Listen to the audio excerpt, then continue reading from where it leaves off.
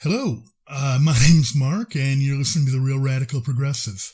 In this episode, I'm going to be covering a topic that I really wanted to avoid, but I feel like I have to cover it, and I'm talking about the so-called social justice movement, or intersectional feminism, or whatever you want to call it. I really wanted to avoid this subject because it's just so toxic, but I feel like I have to address it, as I'm seeing more and more everybody on the left, all progressives, are getting painted as social justice warriors, and we're not.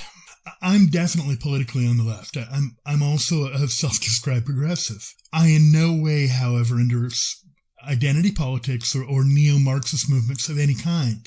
Much as a reasonable, although, and I stress in my opinion, wrong-headed person, it could be a libertarian or gasp a neoconservative, and still in no way identify with fascism. I guess my point is that calling everyone on the left a special snowflake or an SJW or a pinko commie is just as ridiculous and more to the point, unproductive as calling everybody on the right a fascist warmonger. It doesn't foster conversation, and more often than not, it's factually incorrect. So I want to briefly run down the histories of the ideological left in this country, specifically the progressive movement, and compare and contrast it to the social justice movement, and also talk about how I think the left has gotten to where it is. So to begin with, let's just quickly recap what classical liberalism is. It's something I talked about in depth in my first episode, but I just think it's worth recapping quickly, because really I believe that everybody that isn't out on the political fringes will fit nicely into this camp. So briefly, to be a classical liberal, you, at least in principle, believe in the following three things. One is individual liberty, two, limited government, and three, in market-driven economies. So then you ask, what is progressivism? Well, loosely speaking, the progressive era, in America at least, started around the time of the first Roosevelt presidency, meaning Teddy, and ended with his cousin, Franklin Roosevelt. So I want to focus on the accomplishments of these two presidencies.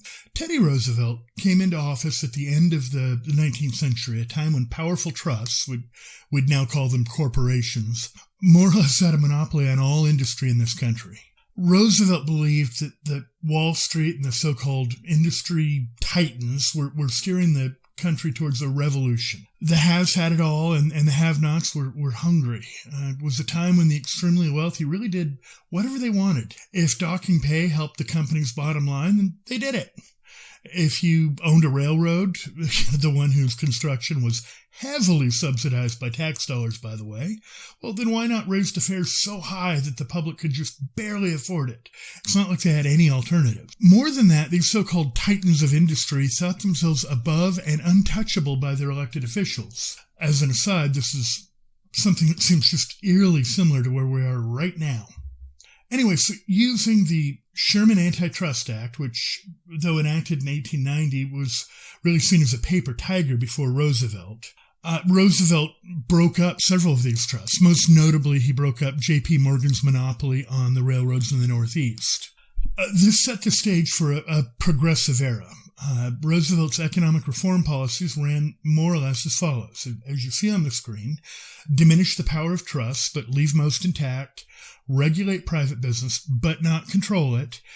And I guess the underlying assumption is that capitalism's benefits outweighs harmful effects, and that it's the government's job to minimize the latter.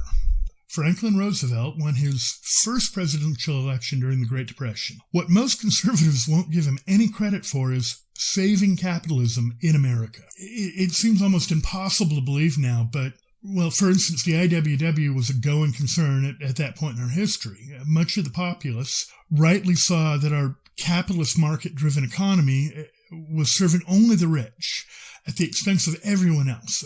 You got to remember that at this point in history, communism hadn't had the chance to prove itself to be the colossal failure that we all know it to be. All most people knew was that something had to change because the capitalist system had failed the vast majority of America. It was in this environment that FDR was able to convince the rich elite that they'd better start paying back into the system via income tax. That is, unless they wanted to see the rabble on the doorsteps with pitchforks and torches. So FDR used this newfound tax revenue to create several work and infrastructure projects in an overarching program he called the New Deal. The idea, of course, being to jumpstart the economy by putting people back to work. He also created the Social Security Administration so that even the poorest of us could hope to one day retire and still be able to eat. By and large, the progressive ideology is not in direct conflict with classic liberalism. Both ideologies embrace the core classic liberal tenets of individual liberty, limited government, and a market-driven economy. There is, of course, sometimes tension between the two, specifically at the intersection between individual rights and societal needs with regards to taxation and the regulation of the marketplace. But both classical liberalism and progressivism are in lockstep with regards to the critical importance of individual liberty in general and freedom of speech in specific, which, unfortunately, brings us to the social justice movement. So let's do a brief recap on that movement's history and how the left got to where it is. To understand some of the ideological roots of the movement, you'd have to go back to Germany in the early 30s, to what's called the Frankfurt School. Probably the most prolific student of this school is a philosopher by the name of Jürgen Habermas. They developed a philosophy widely known as critical theory. They realized essentially that Marxism, for a variety of reasons, had failed. But they picked up some of Marx's core principles, along with Kant and several other philosophical schools of thought, as a way to look at society. I'm certainly not an expert or even a very well-read student of the philosophy of critical theory. Now, I don't want to pretend otherwise. But the important thing to know is that they looked at things like class through a lens that included history, race, politics, all to hopefully have a better understanding of why a given society looks the way it does. So we'll be coming back to critical theory and its misuse by the social justice movement shortly, but let's skip forward to 1964. When President Lyndon Baines Johnson signs the Civil Rights Bill, the Southern Democrats were livid. They held a 75-day filibuster in the Senate. It's unheard of. After the bill ultimately passed, the South, which had been solidly Democratic until then, switched over to the Republican Party, and by and large have remained solidly Republican to this day. This obviously had huge ramifications for the Democrats. However, while they did, in fact, lose the South, they picked up another chunk of the constituency that was of increasing import: the minority vote.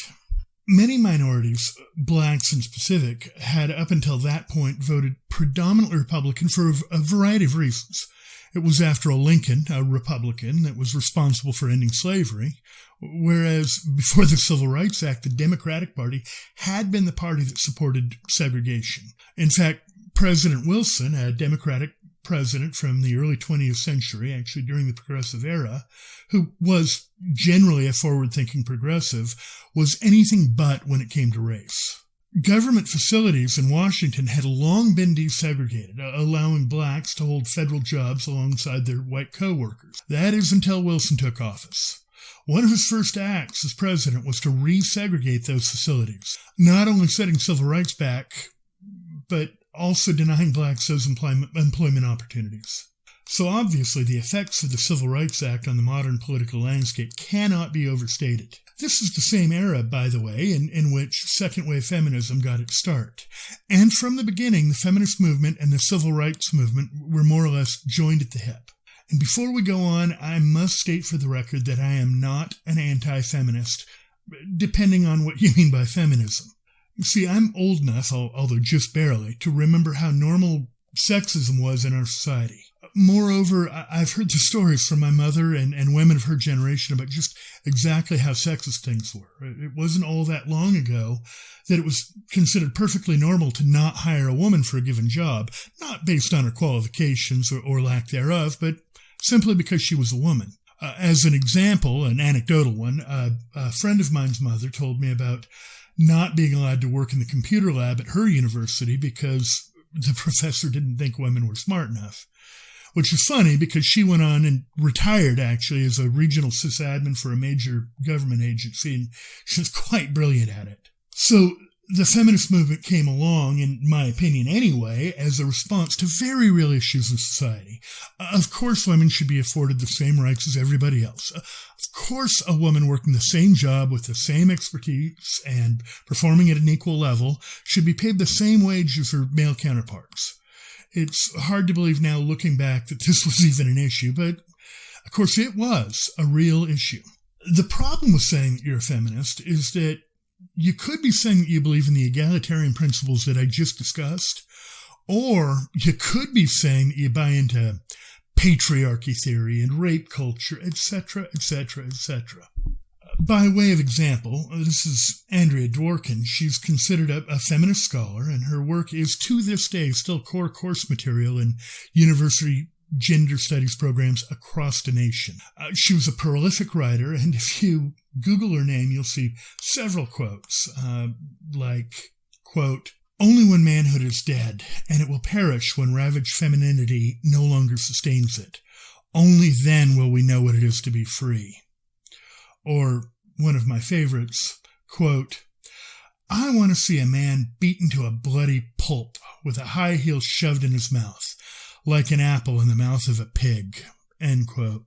So I gotta say, when I see central figures, and she's only one example, there's several prominent feminist authors with similar misandrous quotes, and by central, I do mean central to the feminism of academia. Anyway, when I see things like that, it's really hard to accept that at least some portion of the movement as a whole isn't, to some extent, about the hatred of men. So why am I talking about feminism? Well, I'm talking about feminism because, to a great degree, I think it's when feminism discovered critical theory, or cultural Marxism as some people would coin the feminist adoption of it, that we start to really see the rise of this toxic, radical social justice movement.